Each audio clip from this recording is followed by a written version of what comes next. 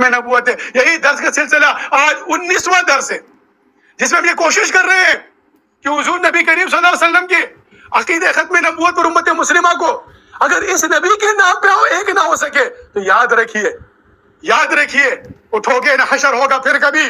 دوڑو زمانہ چال قیامت کی چل گیا.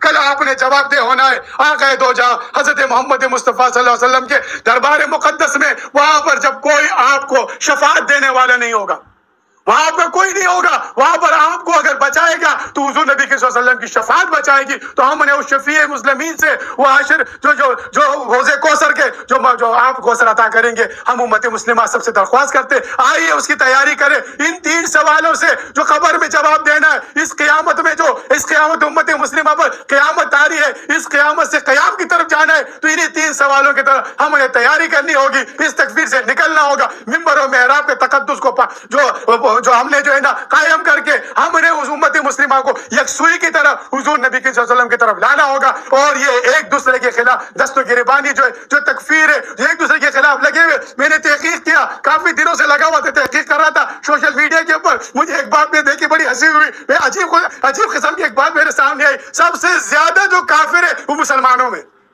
سب سے زیادہ کافر مسلمانوں میں, سب سے زیادہ کفر کے فتوے مسلمان دوسرے پہ لگائے ہوئے. اللہ رب العالمین امت مسلمہ کو حضور نبی کریم صلی اللہ علیہ وسلم سچا اور پکا عاشق بنا. اس تکفیر سے نکال کر ہم جو ہے ہوا سماع المسلمین کی بنیاد پر ایک ہو کر آپس میں وہ ایک جو حلقہ یارا برے شم کی طرح رزم حق باطل ہو تو فولا